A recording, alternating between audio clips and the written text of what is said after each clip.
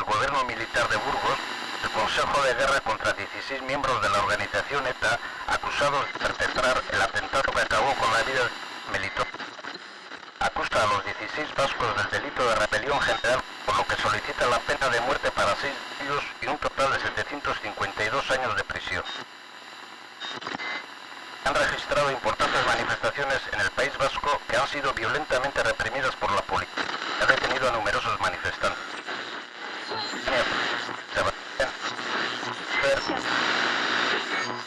A través de un mensaje enviado a la Asociación por los Refugiados Vascos Anaiartea, ETA aseguró que el cónsul se encuentra bien y que su suerte dependerá de lo que se haga con los procesados en el juicio iniciado hoy en Burgos.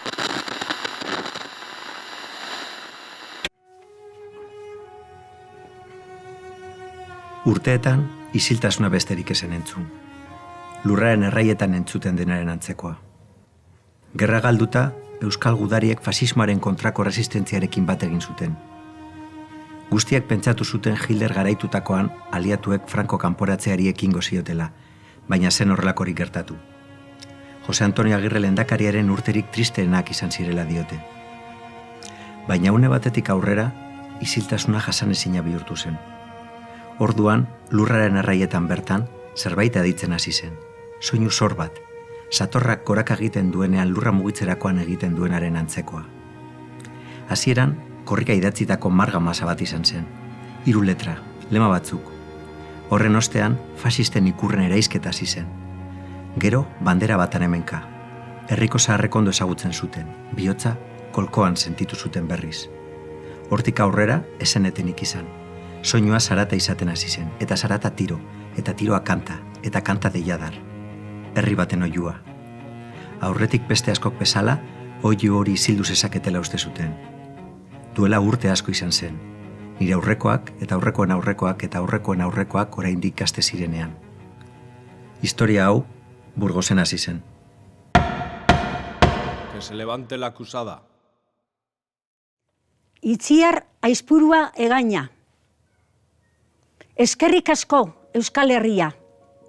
Eskerrik asko orduko gazte eta esan gazte izan zinaten noi.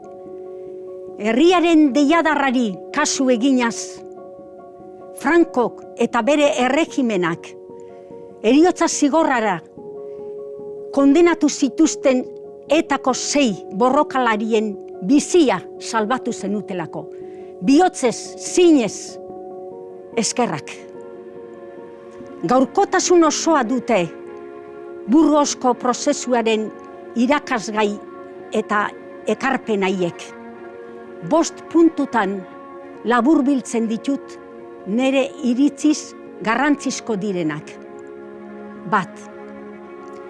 Erregimen fasistenari, ilunenari aldela irabazi. Ikaragarrizko bataila irabazi genion. 1970ean denon artean. Baina gaur arte eta orain bertan estali nahi dute, isildu nahi dute.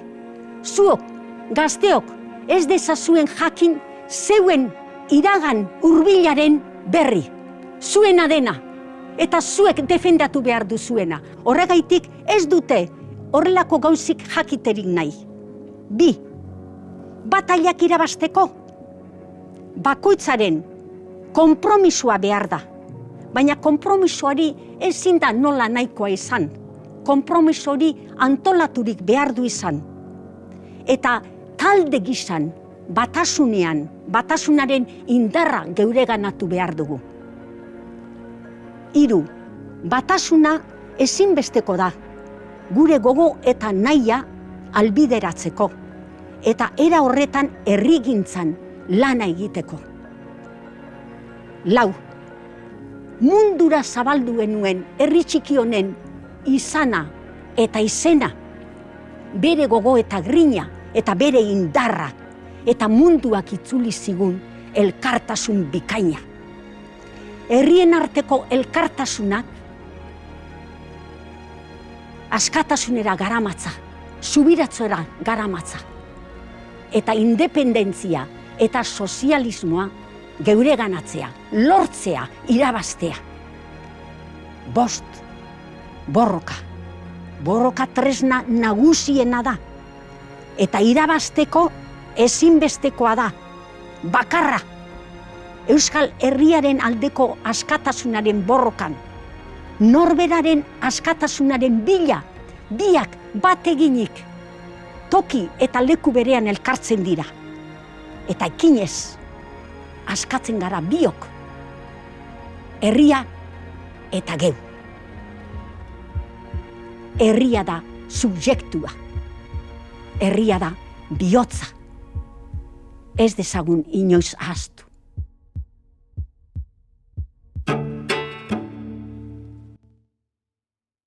Yo me considero señor de guerra y me acojo los convenios de Ginebra. Lo que ocurre es que no quiero hacer uso del derecho de no contestar más que nombre y apellido, porque quiero aprovechar esta ocasión para exponer la lucha del pueblo vasco y la presión que sufre con el Euskadi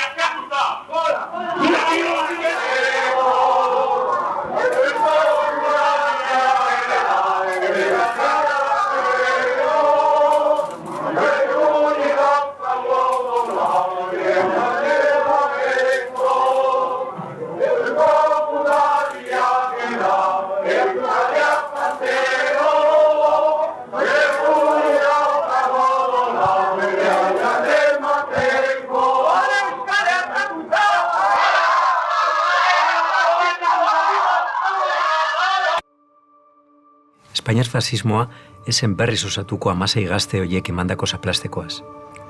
Udahotzaren logikaren gainetik mundu guztiaren berotasuna jaso zuten. Une batez, mundu osoko pertsona ororen gogo bihotzetan egon ziren. Simone de Beauvoir eta Joan Miró, Aita Santua eta Pablo Picasso, Olof Palme eta Jean-Paul Sartre. Azken honek munduari argi eta ozen esan zion, etaren balioa etzegoela frankismoari aurregitean, Espainiar estatuaren kontrako bere borroka internazionalistan baizik. Bere hitzetan, trumoi baten gisako arrabotza entzun da Europan. Erroman, 1870ko abendu horretan Rafael Albertik idatzi zuen: si los condenas a muerte, si los matas, ellos serán los 6 clavos de tu caja. Los 6 clavos de tu vida. Los 6 clavos, si los matas. Ez zituen erail, oraindik beste lagun asko tirokatu, fusilatu eta erailgo zituen arren. Baina Espainiar fasismoa larri zauriturik gelditu zen, eta mundu guztiak ikusi zituen euskaldunok eragindako zauriok. Albertiren poemaren azken bertsoek horrela diote: pero los mates o no, tu muerte está ya cercana. Ya estás muerto, muerto, muerto. Ya en la tapa de tu ataúd hay 6 clavos que la clavan, que para siempre la clavan. Ordutik aurrera, ezer esan berdina izango. Irrintzi bat entzun dugu ezpataren aurrean. Oskorria zabaltzen da euskaldunen lurrean. Ondasuna gertatzeko tresnak ez dira jaunen, eskuetan gozatzeko gozokiak izanen. Ondasunaren jabetza izango da publiko, izuna ez da langilea eskean ibiliko. Fabrikak izango dira euskal langileenak, eta soto pinudiak nekazariarena. Itxasontziak izango dira marinelena, euskararen harmoniak herrikoi poetena.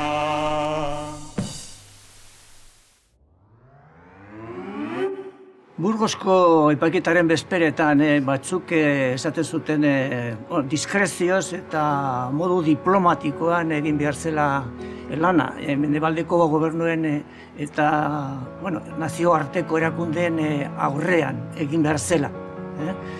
Baina, kontu hau, PNV-ek bazera matzala 3 hamarkade luze, antzeko mezu batekin. Esaten, hasieran, bigarren mundu gerra bukatu ondoren, aliatuek ez zutela inoiz ere onartuko estatu frankista, erregimen frankista. Eta nazio batuek ez zutela onartuko Espainia bertan, baina kontrakoa gertatu zen, erabat kontrakoa. Gobernu demokratiko horiek enbajadak ireki zituzten Madrilen, guziek. Eta Nazio Batuek onartu egin zuen diktadura. Eta Estatu Batuek base militarrak eta guzti jarri zituen Estatu Espainolean. Aitzitik, Euskal Herrian argi izan genuen gauza bat. Ez, hori ez zen bidea, kaleko bidea egin behar zela epaiketari aurre egiteko, fabriketan, auzoetan, leku guztietan, ikastetxetan. Kale mobilizazioak horregatik eta greba orokorra prestatzeari ekin genion, biziki, gainera. Brotxak hartuta, pinturaz egiten genuen pintadak hormetan. Vietnamita eta multikopistak erabiltzen, ateratzen genituen panfletoak eta banatzen genituen. Asanbladak eta bilerak prestatzen genuen. Hori izan zen lan beharrezkoa. Eta gero, gauez, etxe askotan, leihoak ixten ziren, pertsonak jaisten ziren, eta Pirenaika eta Radio Parisek botatzen zuen saioari belarriak jartzen genizkion. Entzuten genuen, botatzen zutena. Eguneko berriak, epaiketan bertan gertatu zena, eta baita ere kale mobilizazioan gertatu zena. Hori zen egiten genuna. Eta abokatuek bere aldetik, epaileek inolako susmorik izan gabe, grabaketa bat egin zuten epaiketan, epaitegian bertan, eta grabatu zuten dena. Eta deklarazio horiek, auzipetuek bota zutena, oso baliogarriak izan ziren. Ez bakarrik garai hartan informazioa pasatzeko, zabaltzeko, baizik eta gaur egun ere oso baliogarria dira. Zeren azken finean, botatako mezuaren oihartzunak bizirik segitzen baitu gaur egun ere. Inkulpatuek, akusatuek, bota zuten mezua eta aldarrikapenak oso fuerteak izan ziren. Langilearen aldeko borroka. Estatuak egiten zituen torturen kontrakoa. Nazio zapaldu guztien arteko elkartasun beharra, independentziaren mezua, internazionalismoa. Euskara jasaten zuen zapalkuntza horren kontra agertu ziren. Eta mezu hori da gaur egun gaurkotasun handia duena. Baina horren aurrean, frankismoak oso errepresio bortitza erabili zuen. Egoera, salbuespen egoera deklaratu zuen eta atxiloketak ehundaka ikusi genuen. Kalean, kolpeka, pelatozaka eta tiroka ibili zen polizia. Eta Eibarren Roberto Pérez Jauregi, gaztea, erail zuen manifestazio batean. Eta Donostian, Antonio Goñi, Naparra, Etxarriarra, egun luzez, tortura basati bat jasan ondoren, bere buruaz beste egin zuen. Eta guk, gauza guzti horiek salatzen genuen.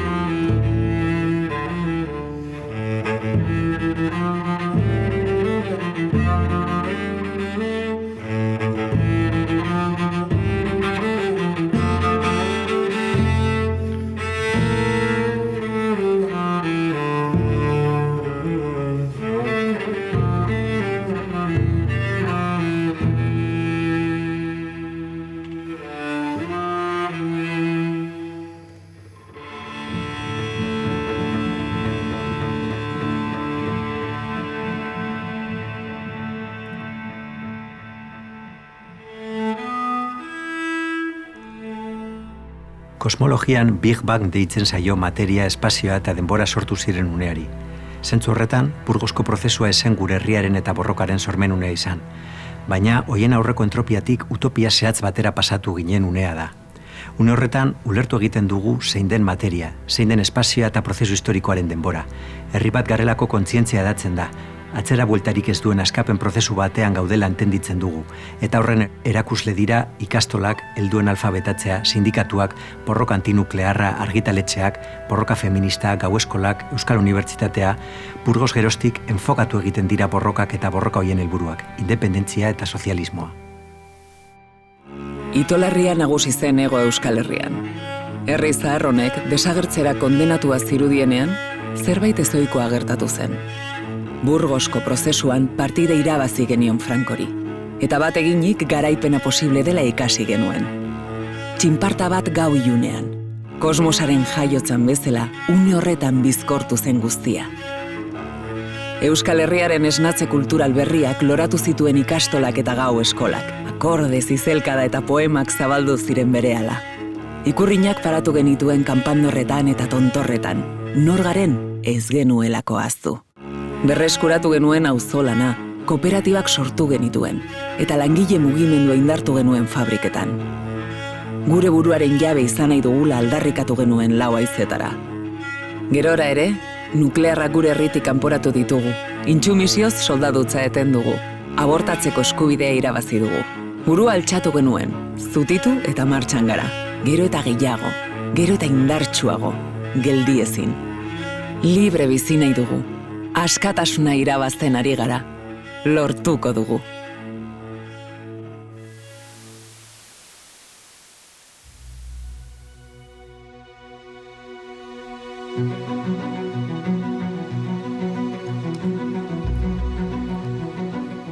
Ahozao igaro dira epaiketa hartako kontakizunak. Eskuz esku iritsi zaigu ondarea gaur arte. Zarata handiek isilarazi nahi izan duten historia bera gara, eta hanztura nahiago duten horien mikatza. Herri bat epaitu nahi izan zutenei, herri bat altxatzitzaienekoak guk ez ditugu bizi, baina grinberak mugitzen ditu gure pausuak. Gaztetxeak, neska gazte taldeak, asanbladak, ikasle mugimendua, jai herrikoiak. Hau da gure oraina. Eta horietatik guztietatik jorratzen dugu Burgosen ireki zuten bidea. Bere ohean hiltzen Franco. Baina haren erentziak oraindik ere egiten digu itzala. Dena lotua eta ongi lotua. Hala iraundu frankismoaren hatxak gaur arte. Hala pairatzen dugu guk ere. Etengabeko injustizien, gure herriaren ukazio eta zapalkuntza sistematikoen erregimena. Sasitrantxizio batek perfumatutakoa. Herri honek ez zuen bere desagertzerako plana onartu. Burgosen herri oso bat altxa zen. Eta berriz altxako gara beharrezkoa den guztietan. Horixe baita Burgosko garaipena. Hemen gaudela. Gu, orain. Euskal Errepublika eguneroko lanaren bidez eraikitzen ari garen gazte eroak. Konspiratzen, sortzen, ekiten, bagoaz Euskal Errepublikarantz. Egunerokotasunetik bista altza eta Burgosen hasitako historia gogor eta derau ekarri dugu gogora. Eta pista berriz paperera itzulitakoan, berriz aurkitu ditugu Espainiar epaitegiak euskaldunak epaitzeko gertu. Tribunaletan irabazi nahi dituzte kalean galtzen dituzten borrokak eta berriz galduko dituzte, tribunaletan eta kalean. Garaipen txiki askotatik eta borroka galduetatik atoz. Geu gara borrokaren garaipenik handiena. Geu existitzen garen bitartean borrokak bizirik jarraitzen duelako, eta borrokak dirauen bitartean garaipen guztien aukerak bizirik dirautelako. Geure estrategia betikoa da, plangintza egin, garaipena lortu, berriro erori, hobeto erori, azkarrago altxatu, irakurketa berritu, porrotan ositu, hobeto altxatu, plangintza egin, garaipena lortu, bihar ez bada etzi ez bada etzi damu, askatasunez, askatasunagatik eta askatasuna lortu arte.